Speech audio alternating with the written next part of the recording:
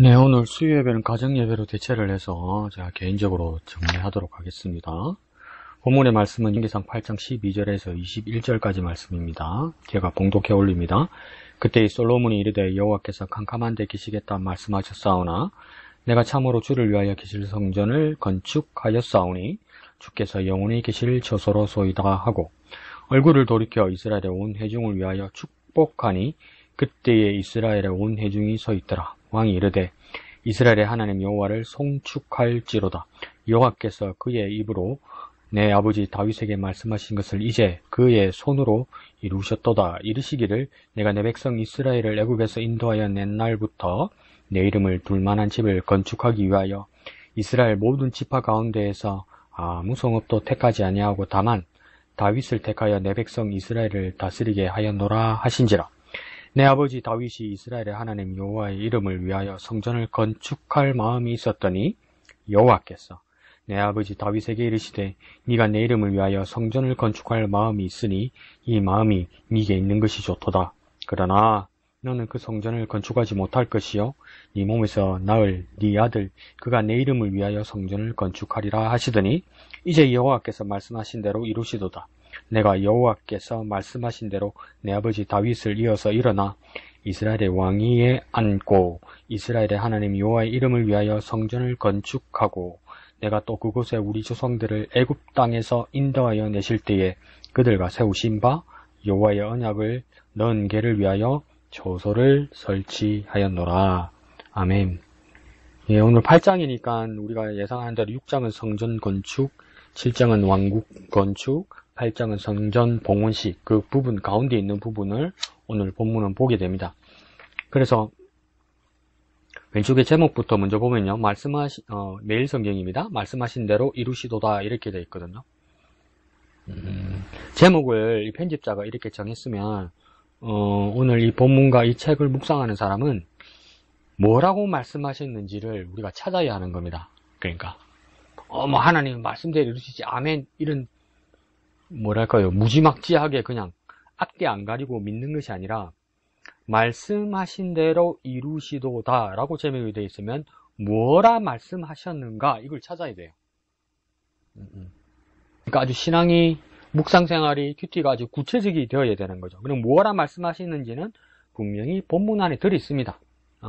그래서 뭐라 말씀하셨을까 뭐라 하셨을까 이럴 때 말씀하시는 대로 이루시도다 그러니까 워딩 그대로 찾아도 되겠죠.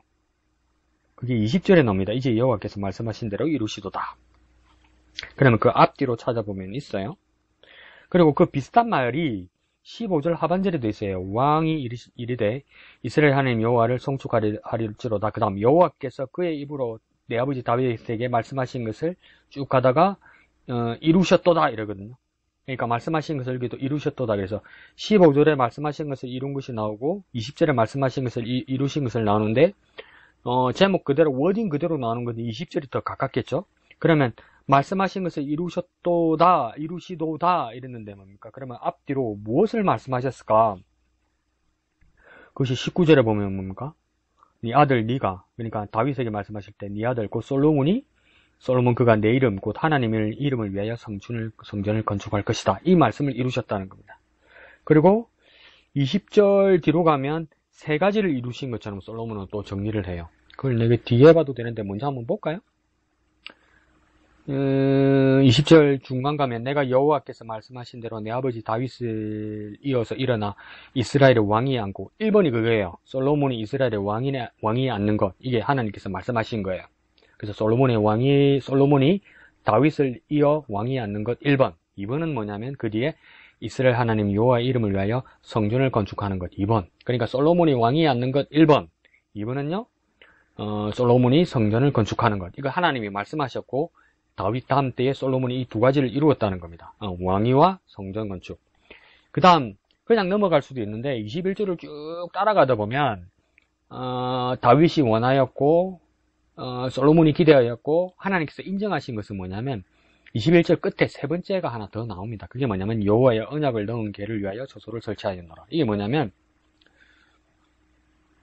성전을 왜 지었냐 여러 가지 의미가 있지만 오늘 본문 맨 끝에서 보면 성전은 왜 지었느냐? 뭘 안치하기 위해서, 안전하게 보호하고 모시기 위해서 성전을 지은 겁니다. 그러면 뭘 안치하느냐?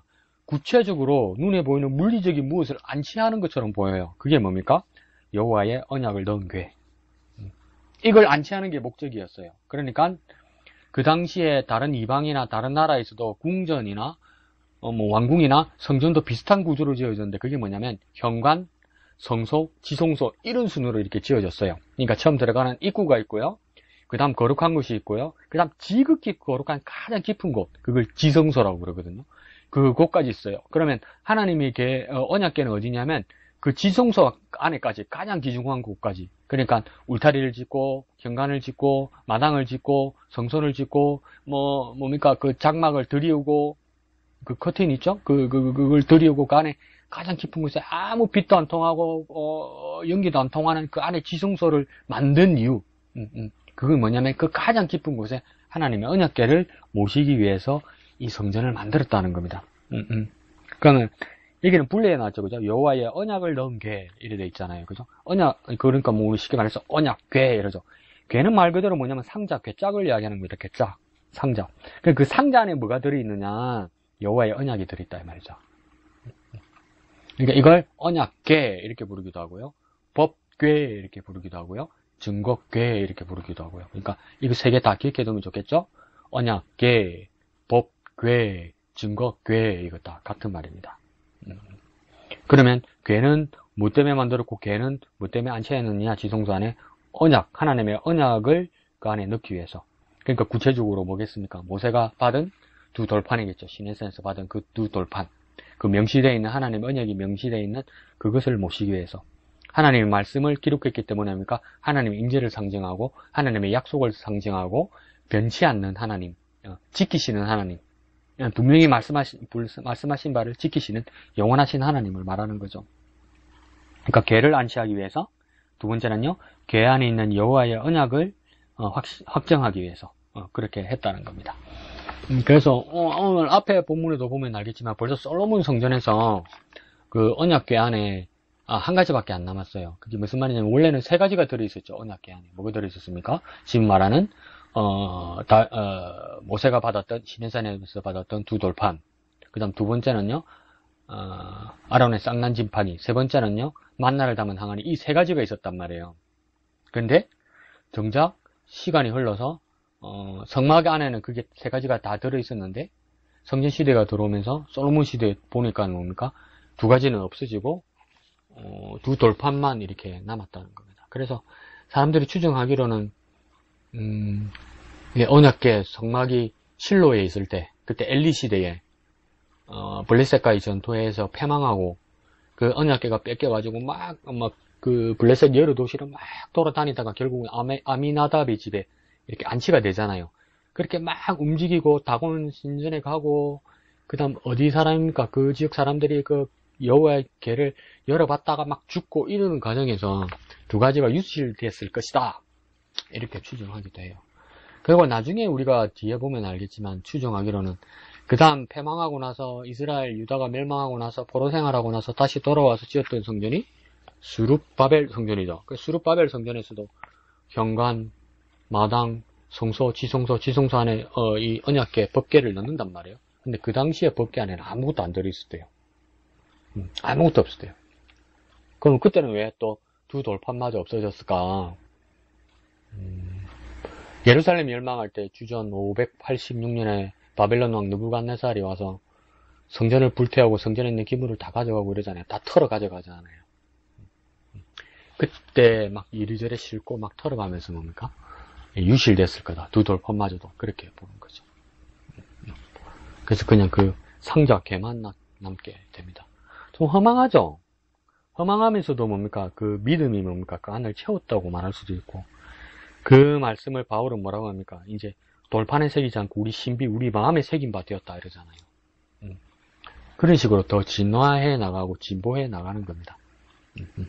형식적인 것에서 더 마음적으로, 관념적으로, 추상적으로, 그래 더 나아가서 영적으로 내 마음판에 새겨서 영원하게 그렇게 남게 만드는 그런 일들이 일어나는 거죠. 그래서 이제 이렇게 길게 말씀을 드렸지만 뭘 말씀하셨느냐? 솔로몬이 왕위에 오르는 거 1번, 2번은 솔로몬이 성전을 건축하는 것 2번, 3번은 뭐냐면 언약을 넣은 게, 언약궤를 안치하는 것, 그걸 위한 처소를 만드는 것, 그것이 3번입니다. 그 다음 밑에 개요 두 줄 한번 읽어볼까요? 솔로몬은 성전을 건축하게 된 이유를 설명하고, 성전 완공이야말로 하나님이 다윗에게 약속하신 것을 손수 이루신 일이라고 선포합니다. 가운데 심표가 있으니까 앞에 9부터 한번 해결해 나가봅시다. 솔로몬은 성전을 건축하게 된 이유를 설명한다고 해요. 그러면 오늘 본문을 읽었을 때 성전을 건축한 이유가 뭐죠? 이유가 있어야 되잖아요. 이유. 그러니까 다른 거 말하면 안 되고, 솔로몬은 왜 성전을 건축했을까? 뭐 아버지 다윗이 건축하는 걸 나한테 물려줬으니까, 안 그러면 하나님이 약속했으니까, 그것도 있지만 오늘 본문에 새로운 이유가 나와요. 그게 뭐냐면 12절에 보면, 그때 솔로몬이 이르되 여호와께서 캄캄한 데 계시겠다고 말씀하셨사오나, 13절까지 볼게요. 내가 참으로 주를 위하여 계실 성전을 건축하였사오니 주께서 영원히 계실 처소로 소이다 하고 이러잖아요. 이 말이 참 우리에게는 생소한 표현입니다.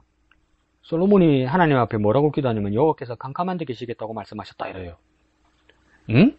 하나님은 빛의 하나님이고 거룩한 하나님인데 하나님이 캄캄한 데 계시겠다고 스스로 말씀하셨다고요? 이 좀 이상하잖아요. 그러니까 이 캄캄하다는 뜻은 하나님이 실제로 계신 곳이 캄캄하거나 하나님의 주위 환경이 캄캄하다는 뜻이 아니라 사람들이 하나님을 봤을 때, 하나님이 계신 곳을 찾을 때, 심지어 뒤에 있는 솔로몬이 하나님이 계신 곳을 찾아다 보니까 캄캄하다 이 말입니다. 그러니까 사람의 눈으로, 사람의 지식으로, 사람이 관찰한 결과, 사람이 탐구하는 것까지 이 과정에서 이때까지 실적이 뭡니까? 하나님이 계신 곳을 뭡니까? 잘 모른다는 이 뜻이에요. 더 쉽게 말하면 뭡니까? 잘 모른다, 막막하다 이 말이에요. 하나님 어디 계신가? 막막하단 말이에요. 하나님 내 마음에 계시다 이런 이야기도 하잖아요. 그것도 근거 없는 이야기시고. 그 마음은 어디 있는데요 도대체? 네, 가슴에 있어요? 마음은 가슴에 있으면 그럼 생각은 또 어디 있는데요? 그럼 또 머리에 있다고 그래요.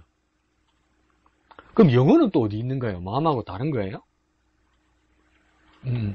지금 잘 모른단 말이에요 우리가. 그 기능이나 현상을 가지고 우리가 추측하는 것밖에 안 되거든요 사실은. 정확하게 어디서 어떤 작용을 하는지 몰라요 우리가. 그것처럼 솔로몬 여기 최소한 정직한 겁니다. 여호와께서 캄캄한 데 계시겠다고 말씀하셨으나 이 말은 뭐냐면 하나님이 계신 곳은 우리가 알 수 없다 이 말입니다. 하나님은 사람이 알 수 없는 곳에 계시고, 더 말하면 하나님은 사람의 한계를 초월한 곳에 계시고, 우리가 관찰할 수 있는 능력 넘어 계시다 이 말이죠. 그리고 그 캄캄한 곳은 뭐냐면 하나님만이 존재하시는 곳이고 사람들이 이해할 수 없는 곳이다. 조금 있는 말로 불가해한 곳이다. 사람이 이해할 수 없는 곳에 하나님 계시다는 말입니다. 그런데 뭡니까? 솔로몬이 그것을 알았다는 거죠. 왜요? 솔로몬은 지혜롭고 솔로몬은 깨달음을 가지고 있고 심지어 겸손하기까지 하기 때문에 뭡니까? 사람이 알 수 없는 곳에, 사람이 볼 때는 캄캄하고 막막한 그곳에 하나님 계시다 이 말입니다. 우리가 처음 학교에서 도덕이나 윤리를 배울 때, 안 그러면 철학의, 고대 철학, 그리스 아테네 철학을 처음 배울 때, 배우는 대표적인 인물이 소크라테스죠. 소크라테스가 한 유명한 말 중에 어떤 말이 있습니까? 너 자신을 알라, 이러잖아요. 근데, 소크라테스가 처음 한 말은 아닙니다. 그 당시 아테네의 델포이 신전, 기둥에, 들보라고 할까요? 들보에 써 있는 그 문구였어요. 너 자신을 알라. 그러면서 솔로몬이 이제 주위 당대의 사람들에게 말한 거예요. 너 자신을 알라, 사람들에게. 너희 자신은 뭔지도 모르고 살고 있는 거 아니냐. 그래서, 무지에 대한 지, 이런 식으로 말합니다. 알지 못하는 것을 알고 알아야 하는 것. 내가 무식하다는 걸 알아야 된다, 이 말이죠. 그러니까 솔로몬이 그때 주위 사람들에게, 소위 똑똑하던 사람들에게, 너 자신을 알아라. 여기 신의 말씀에 써 있지 않느냐. 이렇게 말을 했던 거죠. 그러면 이제 사람들이 그렇게 이제 반문하는 거죠. 그럼 니는 뭘 아는데? 이런 거. 그러니까 솔로몬은 뭐냐면, 나도 모른다. 나도 모른다. 근데 뭐 네가 내보고 알아라고 이야기하느냐 알죠? 솔로몬은 뭐냐면, 너희들이 무엇을 아는지도 모르고 살고 있다는 거죠. 뭘 모르는지도 모르고 살고 있다는 거죠. 근데 나는 최소한 모른다는 것을 알고 있다 이렇게 말하는 거죠. 그러니까 무지에 대한 지, 모르고 있다는 것에 대한 깨달음, 그 겸손이 중요한데 솔로몬은 지금 하나님 앞에서 그런 것을 깨닫고 있었던 겁니다. 하나님은 캄캄한 데 계시겠다. 이 말은 뭡니까? 하나님이 계신 곳을 그 누구도 알 수 없다. 그렇게 말하는 거죠. 그러면서 13절에 내가 참으로 주를 위하여 계실 성전을 건축하여 쌓으니 주께서 영원히 계실 처소로서이다. 이 말은 뭐냐면 이제 성막의 시대에서 성전의 시대로 옮겼다는 겁니다. 성막의 시대는 말 그대로 뭡니까? 하나님 모시는 것을 천막으로 모셨다는 거죠. 모세 시대로부터 출애굽기 마지막 부분에서 성막을 완성했어요. 그때는 그럴 수밖에 없었죠. 40년 동안 광야 생활하면서 계속 이동해야 됐기 때문에 하나님이 계속 이동하는 것에 따라 그렇게 할 수밖에 없었다는 겁니다. 그런데 이제는 뭡니까? 고정된 곳에서 성전을 짓고 집을 지어서 하나님을 모시고 싶은 다윗과 솔로몬의 열망을 말하는 거죠. 이 말은 뭐냐면 하나님을 고정시킨다는 뜻보다는 뭡니까? 영원히 하나님과 함께 하고픈 그 다윗과 솔로몬의 마음입니다. 하나님과 영원히 함께 하고 싶다. 하나님과 같이 하고 싶다. 그러니까 하나님을 묶어두겠다는 그 교만한 마음이 아니라 정말 하나님과 영원히 함께 하고 싶다는 그 열망을 표현하는 거죠. 근데 이제 또 예수님 시대에는 다른 표현을 합니다. 요한복음에서 나왔죠. 예수님께서 성전에, 요한복음에는 전반부에 그 성전을 정화하는 사건이 나오죠. 예수님이 전반부에, 생애 전반부에. 그러면서 예수님은 뭡니까? 성전에 막 장사하고 막 팔고 이런 사람들 다 엎으면서 이제 화를 내시면서 뭐랍니까? 너희가 이 성전을 헐라 내가 사흘 만에 이 성전을 세우리라 이렇게 얘기하잖아요. 그러니까 사람들이 막 비웃기도 하고 그러잖아요. 그런데 요한이 거기다가 주석을 달기를 뭐라고 얘기했습니까? 이는 예수님 자신의 육체를 말함이라 이렇게 말했잖아요. 그러니까 예수님께서 죽으시고 부활하시는 것을 말하는 거죠. 그러면 예수님의 육체가 왜 성전일까? 거기까지 한번 생각해 보셨습니까? 예수님의 왜 육체를 성전이라고 이야기했을까? 예수님 시대부터 벌써 새 시대가 왔다는 것을 지금 말씀하고 계신 건데, 예루살렘이란 성전에서 예배하는 것이 이제 다가 아니라 몸이신 예수, 그분이 직접 자기의 삶이 하나님 앞에 예배하고 제사하는 성전임을 증거하는 겁니다. 그러니까 더 쉽게 말하면 몸이 성전, 내 삶이 성전, 그걸 예수님께서 말씀하시는 거예요.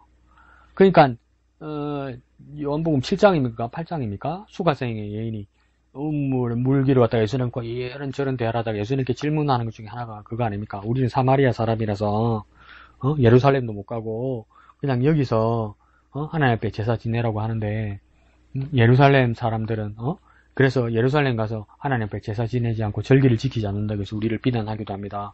그럼 어디서 우리가 하나님 앞에 제사하고 예배해야 됩니까? 예수님 그때 말한 것이 뭡니까? 이 산에서도 말고 저 성읍에서도 말고 뭐랍니까? 하나님은 영이시다 하면서 뭡니까? 영이시니 예배하는 자는 뭡니까?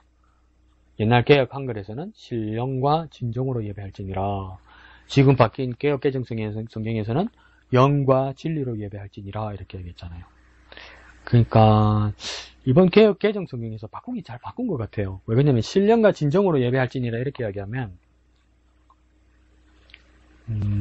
일맥은 통하기는 하는데 그 신령이란 말은요 성경에서만 처음 쓰는 말이 아니라 그냥 종교성을 가진 사람들이 다 신령이란 말을 썼고 동양에서는 신령이란 말을 오래전부터 썼죠.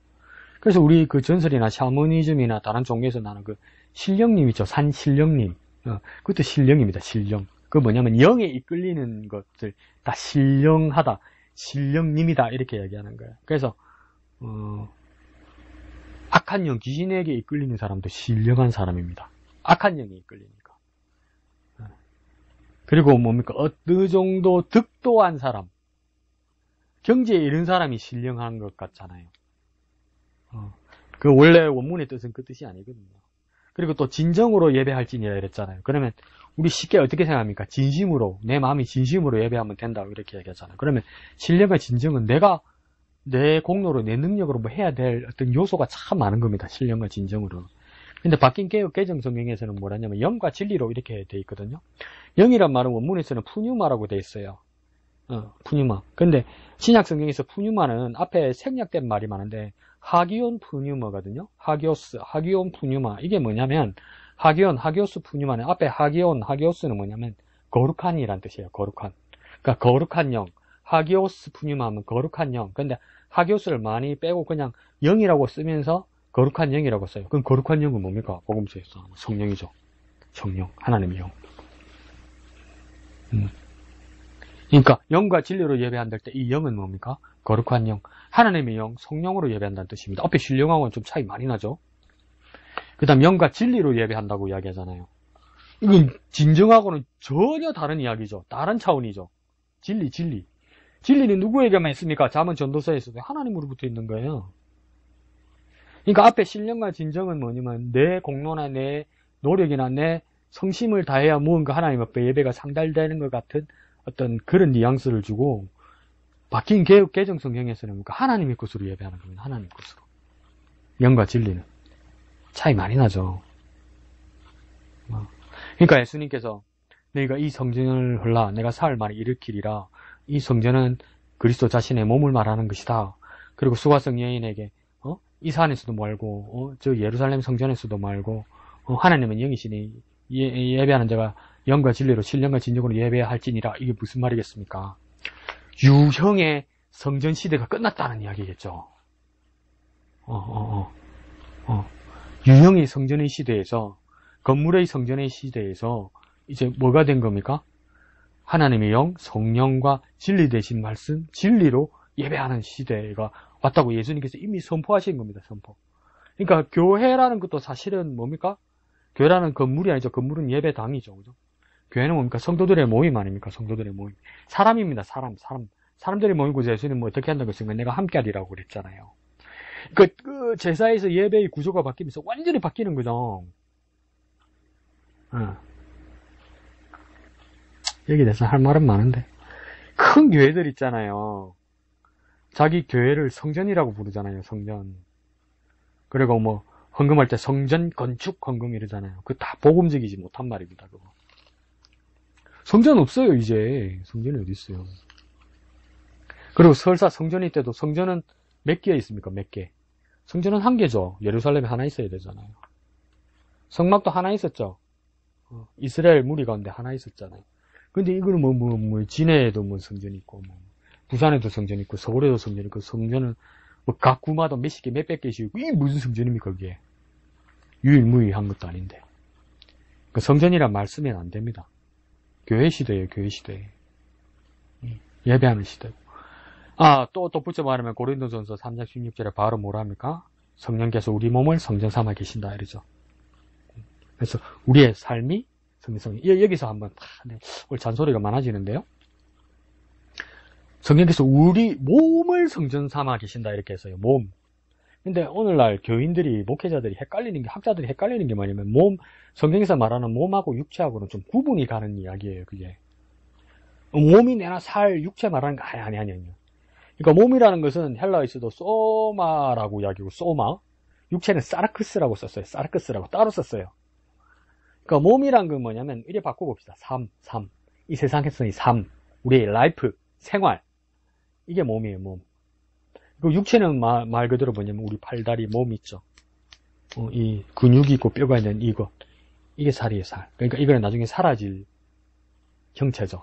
그러니까 육체는 살다가 사라질 것. 몸은요, 우리의 삶. 그럼 성령께서 우리의 육체를 성전 삼아 계신다. 안 그러셨죠? 뭐라고 했습니까? 성령께서 우리의 몸을 성전 삼아 계신다. 이랬잖아요. 그럼 뭡니까? 몸이란 건 뭘 말합니까? 오정육부 안에 성령이 와 계시다. 이 말 아니에요. 내 삶이 성령 하나님을 모시는 예배의 삶이 되어야 된다. 이 말이에요, 여러분. 그러니까 일주일에 한 번 예배 오는 거, 이거 치명적인 겁니다, 여러분. 예배 시간에 예배당에서 예배 오고 나면 출근표 찍어서 막 내 마음이 홀가분하고 개운하고 막 천국 갈 도장표 출근표 찍은 것처럼 택한 백성 어디 가겠어 그러면서 세상에서 마구 사는 거 있죠. 엄청나게 위험한 짓입니다, 그게. 근데 농담이 아니고요. 다시 생각해보세요. 솔로몬도 유형의 성전을 지었지만 성전을 지은 이유는 뭡니까? 하나님과 함께하고 싶은 마음이었어요. 근데 우리는 뭡니까? 하나님을 격리시키죠. 우리 교회 예배당에다가. 그러니까 이게 가만히 계세요. 내가 정한 때 정한 시간에 올 테니까 그때 드리는 거나 잘 받으시고 호의호식 하면서 기분 좋게 계시고, 그리고 또 일주일 기다리세요. 기다렸다 내가 올 테니까. 이렇게 돼버리면 뭡니까? 솔로몬을 성전을 지은 마음보다 못한 거죠. 근데 오늘 많은 그리스도인들이 그렇게 살고 있지 않습니까? 그러니까 막 고민이 되는 거예요. 와, 하나님, 저 하늘나라 가면 매번 예배한다는데, 와, 지뢰에서 어떻게 살까? 그런 생각하는 거지. 뭐, 하늘나라 가서도 내가 내 사생활 따로하고, 예배는 공적인 생활이라서 정기적으로 한 번씩 들러야 되는 것이 예배라고 생각하는 거죠. 와, 이 마음으로, 이 마음으로 어떻게 하나님 자녀가 되고 천국에 갑니까? 못 가죠. 못 갑니다. 여러분, 이런 마음으로는 천국 못 갑니다. 생각 바꾸십시오. 천국 못 갑니다. 와. 근데 오늘날 많은 그리스도인들과 우리들이 이렇게 딜레마는 뭡니까? 예배가 부담되고 지루한 거죠. 실상이. 저도 그럴 때가 있으니까. 네. 진짜. 죄송합니다. 나한테 말할게요. 그 저주받은 겁니다. 그런 생각하는 거. 진짜 저주받은 겁니다. 그 저주에서 벗어나야 되지 않겠습니까? 심각한 거죠? 자, 뒤에 봅시다. 성전 완공이야말로 하나님이 다윗에게 약속하신 것을 손수 이루신 일이라 선포합니다. 성전이 이제 완공되었단 말이에요. 거기에 대해서 지금 봉헌식을 하면서 기도하는 거란 말이에요, 솔로몬이. 근데 이건 언제부터 시작됐냐? 하나님께서 다윗에게 약속하신 것인데 그 약속이 이루어지는 것을 봤다는 거죠. 이게 뭡니까? 무형이 유형으로 되는 걸 봤다는 거예요. 그러니까 어떻게 보면 씨앗이 열매 맺는 걸 봤다는 거죠. 그러니까 우리의 기도들이 그러니까 그런 작용도 있긴 있는데, 효과도 있긴 있는데, 막 답답하고 힘들고 해결점이 없고, 막 그러니까 기도하러 온단 말이에요. 그러니까 막 소원풀이 하러 오고, 막 카타르시스 마음의 정화를 하기로 오고, 그냥 뭐 한풀이 하러 온단 말이에요. 그러고 나면 속이 시원하다. 그 마음으로 기도하러 온단 말이에요. 그런 작용이 있긴 한데, 그러면 그 기도는 된 건 아닙니다. 그건 상담사하고 상담받으러 가는 거하고 뭐가 달라요? 정말 될 것 같지 않는 그 말들, 다른 사람들에게 들리지 않는 하나님의 약속들, 그것들이 응답으로 유형으로 드러나는 것, 그게 기도의 생활입니다, 여러분. 막 속이나 풀고 시원하게 여기나 한번 하고 하나님 앞에 실컷 울고 가면 속이나 시원하네. 그런 기도 아니에요. 정말 막막하고 답답하고 이게 될 수 있을까? 저렇게 어떻게 저렇게 무모한 말로 기도하고 나에게는 들리지 않는데 자기는 하나님의 약속을 들었다고 저렇게 말할까? 그거 다 무형이잖아요. 근데 믿음이 그걸 자라게 만들고 나중에 그걸 열매 맺게 한단 말입니다. 여기서도 하나님이 다윗에게 약속하셨던, 다윗은 지어본 적 없어요. 성전 안에 들어가 본 적도 없어요. 근데 하나님께서 손수 이루시면서 응답하셨다는 거예요. 누구 때요? 솔로몬의 때. 기도는 그런 겁니다. 이루시는 겁니다. 하나님 분명히 이루시는 겁니다. 그러니 그것을 의심하고 조롱하던 사람들도 뭐라고 느끼겠습니까? 타락한 인간들은 또 그러겠지. 야, 저 사람 기도빨이 있네. 기도빨이 있어. 드디어 이루어내네. 이렇게 말하는 사람도 있고, 그나마 양심이 괜찮은 사람 뭐라고 하겠습니까? 아, 하나님 살아계시네. 이제 하나님 살아계셔서 이루시네. 이런 소리를 들을 수 있어야 된다는 거예요. 그러니까 우리의 삶이 진정한 기도의 삶이 되어야 되는 거죠. 시간 많이 썼네요. 자, 14절 봅시다. 솔로몬이 이제 연설합니다. 얼굴을 돌이켜 이스라엘 온 회중을 위하여 축복하니 그때에 이스라엘 온 회중이 서 있더라. 솔로몬이 하나님 대신에 이스라엘 백성들을 축복했습니다. 15절에 왕이 이르되, 이제 왕이 뭡니까? 이 앞에까지는 하나님을 향하여 기도한 것이고 15절부터는 이제 솔로몬 왕이 뭡니까? 백성을 향하여 어떻게 보면 뭐요? 설교를 시작하는 거죠. 어떻게 보면 선포하는 것이죠. 어떤 면에서는 명령하는 것이고요. 권면하는 것이고요. 그 안에는 축복도 따라 있습니다. 그리고 솔로몬의 고백도 있습니다. 근데 이 고백은 뭡니까? 모든 백성들 앞에서 공개적인 고백을 하는 겁니다. 공개적인 고백입니까? 뭐라고 말할 수 있을까요? 간증일 수도 있죠. 오늘날 많은 그리스도인들이 간증하지 않죠. 간증을 영어로는 테스티모니 이렇게 얘기하는데 뭐냐면 증거한다 말입니다. 증명을 갖다 댄다 이 말입니다. 그러면 증명을 갖다 대는 게 그 지자랑이겠습니까? 아니죠. 하나님을 증명하는 거죠. 그러니까 그 중심도 포커스도 잘 잡아야 돼요. 간증을. 하나님이 드러나야 돼요. 나를 통해서. 근데 쏙 지자랑만 해. 나중에 간증 다 듣고 나면 착한 사람은 부럽고 나 같은 사람은 꼴 보기 싫어. 뭐 지만 복 받았다고 지만 잘 나간다고 그러고 그럼 난 뭐야? 왜 그랬습니까? 듣는 나도 마음에 문제가 있지만 말하는 간증하는 사람도 하나님을 못 드러냈기 때문에 그런 거죠. 자, 봅시다. 15절에 왕이 이르되 이스라엘 하나님 여호와를 송축할지어다. 그 뒤에요. 여호와께서 그의 입으로 내 아버지 다윗에게 말씀하신 것을 이제 그의 손으로 이루셨도다. 저는 어디 15절 중간에 어디에다 동그라미를 치냐면 첫 번째 입 있죠. 입. 여호와께서 그의 입으로 할 때 입. 그리고 15절 끝부분에 가면 뭡니까? 그의 손으로 할 때 손이죠. 손. 그래서 입에다가 동그라미 치고 손에다 동그라미 치서 입에서 손으로 화살표 쳐놨어요. 이게 뭡니까? 하나님이 입에서 하나님의 손으로 이루어지기 시작한다는 거예요. 그러니까 솔로몬에게는 하나님이 입으로 말씀하셨어요. 근데 그게 이제 사라지지 않고 뭡니까? 다윗은 사라져도 뭡니까?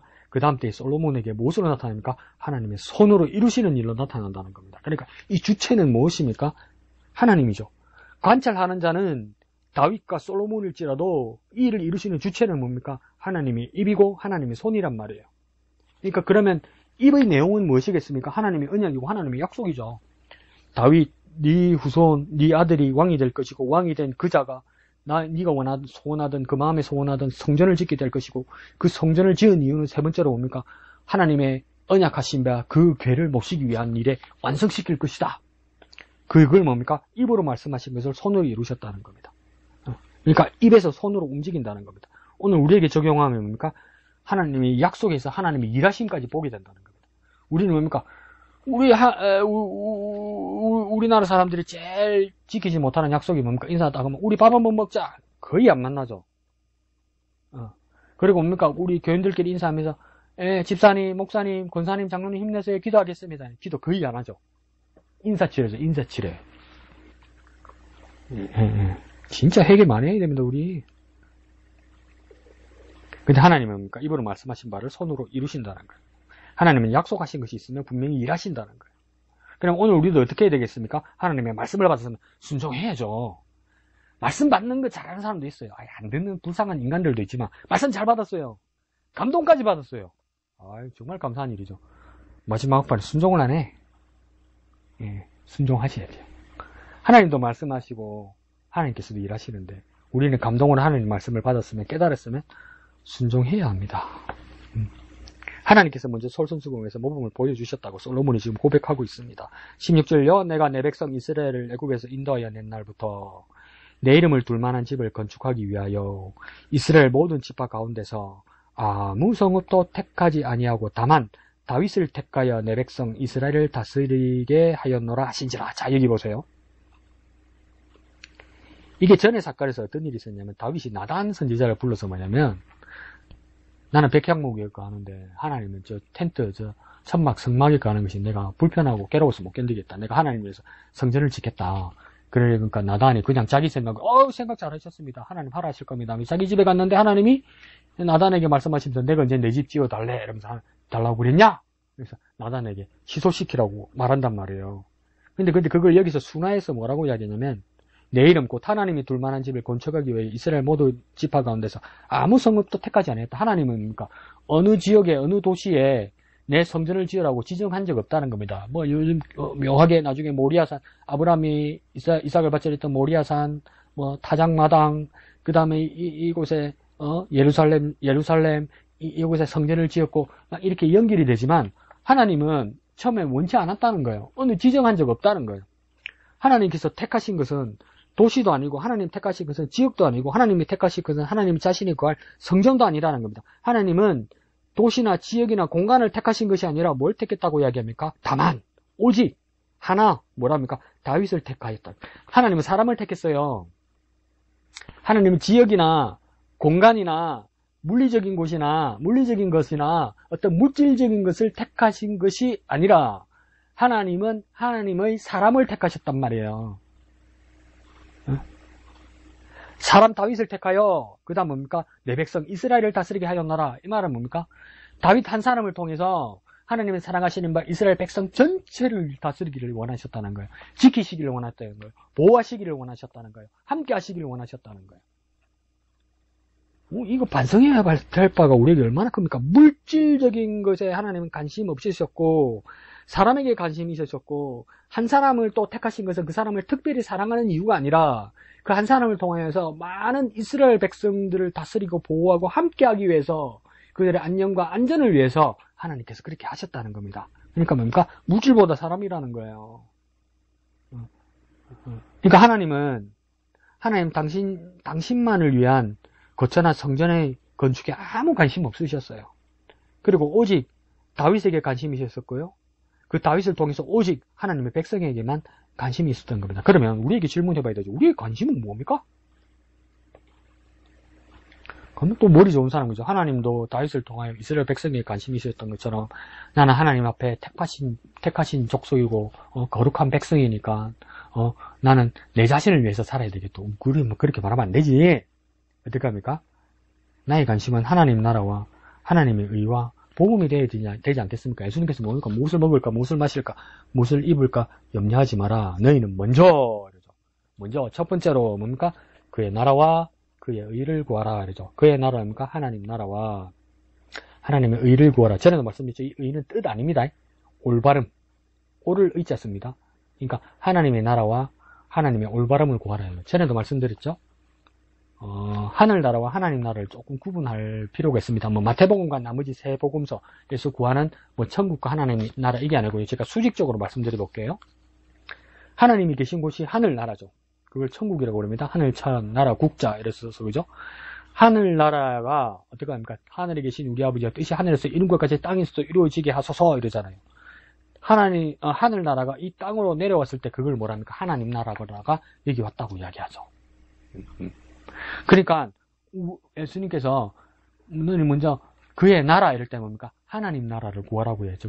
이 세상에 하나님 나라를 구현하는 일에 첫째가 되라고 이야기하는 겁니다. 우리의 관심사가 우리의 목적이 이 세상에 하나님 나라를 구현하는 것, 실천하는 것, 보여주는 것, 확장하는 것이 우리 삶의 첫째가 되라고 이야기하는 거예요. 무엇을 먹을까, 무엇을 마실까, 무엇을 입을까가 아니고요. 심지어 나의 영혼만 그것도 아니고요. 내가 우선이 아니고요. 하나님이 우선이라고요. 그것이 하나님의 올바름입니다. 그것이 복음의 능력이고요. 17절요. 내 아버지 다윗이 이스라엘의 하나님 여호와의 이름을 가하여 성전을 건축할 마음이 있었더니 18절 갑니다. 여호와께서 내 아버지 다윗에게 이르시되 네가 내 이름을 위하여 성전을 건축할 마음이 있으니 이 마음이 네게 있는 것이 좋도다. 그 여기서 반복되는 단어가 3번 반복되는 단어가 있네요. 마음. 성전을 건축할 마음. 18절에서도 성전을 건축할 마음. 그냥 끝에 뭡니까? 이 마음이 네게 좋도다. 그 성전을 건축할 관심, 마음은 하나님에게는 없었어요. 다윗에게만 있었어요. 그래서 하나님의 뜻과 다윗의 뜻, 하나님의 마음과 다윗의 마음이 맞지는 않았죠. 그래서 잘못했다고 하나님 나무라시는 것이 아니라 하나님은 다윗의 마음을 아시고 네 마음에 있는 것이 좋다 이렇게 뭡니까? 선하다고 하나님께서 인정하세요. 근데 그 성전을 건축하는 게 다가 아니라고 이야기하죠. 조금 뒷이야기입니다만은 우리 종교와는 관계없는 말입니다 하면 시사하는 말이 있어서 한번 생각을 해볼게요. 그게 1990년대 전반기일 거예요. 그가 93, 4년? 그때 대한민국 불교에 큰 사건이 있었죠. 조계종 정정 성철 스님이 그때 이제 돌아가셨어요. 그때 해인사 저 위에 암자에서 돌아가셨는데 큰 뉴스였어요. 그게 그냥 보통 정정이 아니라 보통 큰 스님이 아니었거든요. 성철 스님은 이전에 다른 스님하고는 좀 다른 그런 분이 있으니까.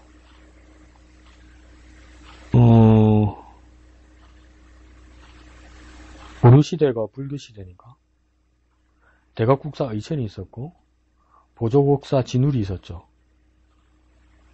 제 기억으로는 대각국사 의천은 점오 돈수라고 말했을 거예요. 그리고 진울은 돈오 점수라고 이야기했을 거예요. 이게 무슨 말이냐면 대각국사 의천은 천천히 수양을 하여서 깨달음이 어느 날 갑자기 이른다 이렇게 말한 거고요. 진울은 도노 점수 이러면 뭐냐면 어느 날 갑자기 부처님의 마음이 내게 오셔서 내게 다가오시고 그 다음 뭡니까? 수양하는 것은 그 일생을 통해서 점점 이르게 된다. 이게 도노 점수죠. 근데 이게 큰 기폭제를 만들었던 게 뭐냐면 대한민국 동의 성철 스님이 깨달음을 주면서 하는 말이 뭐냐면 도노돈수라고 얘기했어요. 도노돈수. 어느 순간에 깨닫게 되고 어느 순간에 득도하게 된다. 그걸 어느 순간까지 기다려야 된다는 그 어려움은 있지만. 그래서 큰 스님이었어요. 아니, 불교계에서 내가 또 편들고 그런 말이 아니라.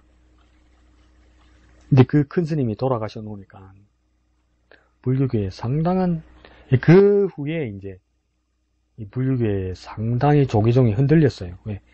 그 다음 종종 스님들이 제대로 못 견뎠어요. 뭐냐면 중간에 이렇게 중간에 임기를 다 못하고 이렇게 그만두고 몇 번 이렇게 종종들이 갈렸어요. 총무원장 말고 종종 큰 스님.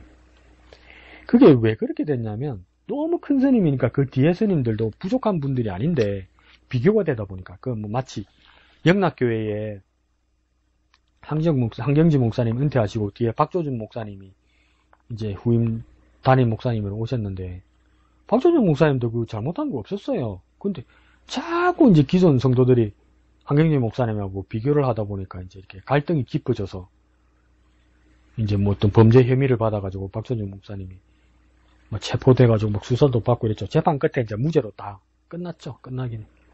그래서 영락교회는 황경영 목사님 다시 은퇴했다가 컴백하시고 박조준 목사님 나가서 그 갈보리교회 크게 개척해가지고 그 교회도 컸잖아요. 근데 그때 우리나라 조계종에서 성철 스님 돌아가시고 나서 그 다음 큰 스승이 없어서 상당히 힘들었어요. 근데 없었던 건 아니에요.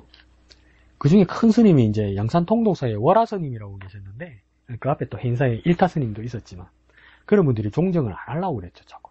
월화 스님은 나중에 뒤에 했나? 잘 기억이 안 나는데 처음에는 거절하셨어요.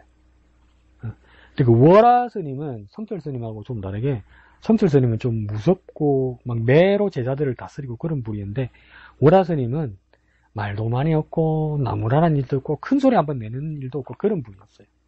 상당히 좀 마음이 온화하고 그런 분이었죠. 그러니까 그 밑에 제자들도 많았는데 이런 제자들도 있고 저런 제자들도 있었을 거 아니에요. 근데 어떤 이제 제자단 스님이 엄청 활동적인 스님이었어요. 그러니까 교회나 절이라면 마찬가지인가 봐요. 이렇게 추진력이 있는 사람이 있어야죠. 그러니까 센터도 짓고 우리 치면 교회도 개척도 잘하고 건축도 잘하고 그런 분처럼 이분들도 사찰도 많이 짓고 건축도 잘하고 이런 분이었던가 봐요. 그러면 매번 이렇게 건축을 하고 와서 이제 큰 스님, 월화 스님한테 와가지고 큰 스님, 이번에는 제가 뭘 하고 왔습니다. 이번에는 제가 뭘 하고 왔습니다. 어디서 뭘 짓고 왔습니다. 행사하고 왔습니다. 하면 월화 스님이 어떤 날은 가만히 있고 어떤 날 또 뭐라고 쫑알쫑알 되면 그래 이러고 그냥 아무 말씀이 없으시더래요. 또 성격이 원래 그런 분이니까. 그러다가 이제 또 그 스님이 제자 스님이 가가지고 스님 이번에는 또 어디서 절을 짓고 어디 가서 뭐하고 왔습니다. 이러니까 월화 스님이 가만히 쳐다보더니 큰 소리도 안 내고 그 스님 이름도 생각 안 나네요. 누구야? 예 스님 이러니까 이는 평생 절만 짓고 끝낼 거가 이러시더라는 거예요. 그러니까 이 제자가 꼼짝 놀라면서 너무나 서운해서 울었다는 거예요. 너무나 서운해서. 내가 얼마나 고생했는데 얼마나 힘든 일을 하고 왔는데 우리 큰 스님이 내 마음도 몰라주고 저한테 이런 말씀을 하시면서 막 울었다는 거예요. 근데 이제 월화 스님 돌아가시고 나서 몇 주 뒤에 이 스님이 다시 인터뷰하면서 그러는 거예요. 또 우는 거예요. 울면서 뭐라냐면 우리 큰 스님이 뭐 때문에 그래 말한지 이제야 알겠다고. 중이 집 짓는 게 뭐가 중요하냐고요. 중이 마음의 집을 허물고 부처가 되는 게 중요하지. 중이 마음을 닦아서 사다리도 걷어차고 집도 무너뜨리고 다 비워서 열반에 들기 위해서 참선하는 게 중요하지. 중이 욕심부려서 집 짓는 게 뭐가 그리 중요하냐고요. 월화 스님이 그게 정말 큰 스님 그게 절 보면서 그렇게 안타까워 하셨던 것 같습니다. 이렇게 말을 하더라고요.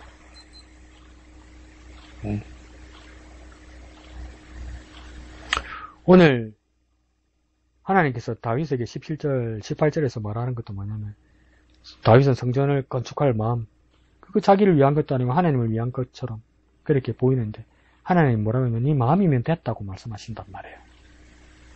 네 마음이면 됐다. 눈에 보이는 거 중요하지 않다고 말씀하시는 거예요. 우리는 어디로 가고 있습니까? 하나님을 위한 것들이 자본주의적이고 물질적이고 욕심적인 것들 아닙니까? 그래 안심이 되고 있지 않습니까? 이상하는 바가 있죠. 19절에요. 그러나 너는 성전을 건축하지 못할 것이요 네 몸에서 난 네 아들 그가 내 이름을 위하여 성전을 건축하리라 하시더니 그러죠. 이거 뭡니까? 너는 다윗이고 네 아들 그 아들은 뭡니까? 솔로몬을 말하는 거죠. 그러니까 뭡니까? 하나님의 때가 있다는 겁니다. 하나님이 다 정하신다는 겁니다. 그러니까 우리에게 마음이 있으면 하나님께서 우리의 마음을 선하게 받으셨으면 거기까지예요. 그 다음 이루시는 이는 하나님이라는 걸 분명히 인정해야 돼요. 그렇기 때문에 내 뜻대로 내 계획대로 안 됐다고 성질내고 토라지고 막 서운해하고 우리에게는 그런 마음이 많거든요. 크거든요. 근데 때도 하나님의 때가 있어요. 하나님이 정하시는 거예요. 그래서 우리 많이 배웠잖아요. 크로노스가 아니고 카이로스라면서요. 그 카이로스는 사람이 정하는 거 아니에요. 그러면 하나님을 신앙하는 우리에게는 그 카이로스는 하나님이 정하는 것이고요. 세상 사람들도 뭐라냐면 이 카이로스를 사람이 정한다고 하지 않아요. 그 대신 뭐라고 합니까? 사고라고 하죠. 사고. 액시던트, 이벤트 이렇게 써요. 사건을 우리가 만듭니까? 임의적으로 만드는 게 아니죠. 갑자기 팍 만나는 거 아니에요. 자기 뜻대로 안 된다는 걸 말하는 거죠. 그러니까 마음 계획은 사람에게 있어도 다윗에게 있어도 이것을 완성하고 이루시는 이는 하나님이시라는 것을 말하는 겁니다. 오늘 20절에 제목 나오네요. 이제 여호와께서 말씀하신 대로 이루시도다. 예, 하나님께서 하나님의 때에 하나님의 말씀 약속대로 하나님께서 완성하신다 이 말입니다. 내가 여호와께서 말씀하신 대로 내 아버지 다윗을 이어서 일어나 이스라엘 왕위에 앉고 이게 1번이라고 했죠. 하나님 뭘 말씀하시냐 1번 솔로몬이 이스라엘의 왕위에 앉는 것. 2번은 뭡니까? 이스라엘의 하나님 여호와 이름을 위하여 성전을 건축하는 것. 2번은 성전 건축. 1번 솔로몬 왕위에 앉는 것. 2번 솔로몬이 성전을 건축하는 것. 이 두 개라고 보통은 말하는데 제가 말씀드리고 싶으면 아까 말씀드렸던 21절 끝에 뭡니까? 여호와의 언약을 넣은 궤를 위하여 소설을 설치하였노라. 그 궤는 뭡니까? 하나님의 언약이 담겨 있는 거라는 거예요. 그러니까 성전을 지은 이유는 무엇입니까? 하나님의 궤를 안치하기 위해서. 하나님의 궤에는 뭐가 들어있었습니까? 하나님의 언약이 들어있었죠. 그러면 오늘 우리에게 한번 적용해 봅시다. 오늘 우리가 성전이 되었습니다. 우리 몸이 성전이 되었습니다. 우리 삶이 성전이 되었습니다. 오늘 교회는 성도들의 모임이 성전이 되었고 예배할 수 있는 곳이 되었습니다. 그러면 우리의 삶은, 우리의 몸은, 우리 교회는 무엇이 담지되어 있어야 되고 무엇이 안치되어 있어야 됩니까? 하나님과의 약속, 하나님과의 언약, 하나님의 말씀을 영원히 지키는 예배자가 되어야 돼요. 예배 가운데 임하시잖아요. 성도들의 예배 가운데. 야, 요즘에 진짜 큰 불교 용어지만 화두다 화두. 저한테는 예배. 요즘은 눈에 보여요. 막 예배가 하기 싫은 사람들이 막 눈에 보여요. 근데 제가 능력이 없는 것도 있지만 막 지루해서 미치는 거면 제 잘못이기도 하지만 우리가 진정한 예배자가 되어야 솔로몬이 그 거대한 성전 7년 반 동안 지은 성전의 목적이 하나님이 임재하시는 하나님 임하시는 여호와의 언약궤 그것을 안치하는 것이 목적이었듯이 우리가 교인에서 모이는 목적이 뭡니까? 하나님께 예배하기 위한 것이 목적이에요. 침묵, 도모하고 뭐 정보 얻고 큰 게일수록 심각하죠. 동호회죠. 동호회. 그리고 정보 교환. 그래서 뭐 드라마에도 나오고 주위에 보니까 뭡니까? 서울의 부자교회 옆에는 카페들이 그렇게 잘 되더만요. 예배 마치고 지네들끼리 모이는 거야. 모여서 온갖 수다. 그게 무슨 영적인 나눔이 어디 있어요? 온갖 일주일 동안 하고 막 너저분한 이야기들. 그 말도 안 되는 그 정보들, 뒷거래들. 교회 옆에 카페들이 또 호황을 누리니 마치 솔로몬이 왕궁을 짓고 그 주위에 이집트의 바로의 딸들을 위한 집을 지어놨다가 결국 그게 동화되는 거고 뭐가 다르겠습니까 여러분? 시골교회 작은 교회들이라도 교인들이 예배만 마치면 총알같이 빠져나가서 그 나머지 주일날 그 일요일 시간을 활용하고 놀고 싶어서 죄송합니다. 환장을 해요. 환장을 해. 그러니까 불금 놀 밤새고 토요일이라고 또 놀고 주일날 아침에 피곤해서 겨우 나와가지고 예배 1시간 하고 나서 집에 가서 피로 풀고 내일 월요일 아까워하면서 또 주일 밤 또 놀고 그러면 주일날 하늘을 향한 예배가 샌드위치에 끼인 것보다 더 못한 거 아닙니까 이게. 아이러니입니다. 아이러니. 오죽 피곤하면 그러겠습니까. 자본주의 사회에서 경쟁 사회에서 살라고 하다 보니까 그래서 그런 거 아니겠습니까. 한편 얘기하는데 저희 동기 목사님하고 어제는 전화하면서 이야기하면서 나누다가 교회 규모가 주일 예배 규모가 한 3,000명 되는 교회예요. 근데 수요 예배 한 40-50명 안 나온대요. 그래도 뭐 직장생활 바빠서 못 나오는 수도 있죠. 근데 제가 알잖아요. 집에 있는데도 안 와요. 교회 가는 게 뭐 생각만 해도 너무 스트레스고 피곤한 거예요. 어찌하면 좋습니까? 근데 교회가 신앙생활이 여가가 된 거죠. 여가 생활이 된 거죠. 중심으로 바로 잡으십시오. 너무 쓸데없는 이야기 많이 드렸죠. 그래도 하나님은 여전히 우리의 모습들은 퇴색하고 우리의 모습은 변질되어도 하나님은 변하지 않으십니다. 그래서 솔로몬이 감탄하면서 고백하기를 과연 말씀하신 대로 이루시도다 이렇게 말을 해요. 말씀이라는 것, 약속이라는 것 보이지 않는 거예요. 근데 우리가 믿음으로 그것을 기다리고 지키고 소망 가운데 바라보고 있을 때 우리의 기도들이 땅에 떨어져서 사라지지 않고 허공에 흩어지지 않고 열매로 드러나고 나타나게 될 겁니다. 그것은요 우리가 이루어낸 것이 아니라 하나님께서 손수 이루신 것입니다. 입으로부터 하나님의 손으로, 하나님 입으로부터 하나님의 손으로. 그러면 말씀을 들은 우리, 말씀을 깨달은 우리 어떻게 해야 됩니까? 우리도 삶에서 실천해야 됩니다. 몸으로 예배의 삶을 살아야 합니다. 그러한 삶을 살아가시는 저와 여러분 되시기를 거룩하신 예수님의 이름으로 축원합니다.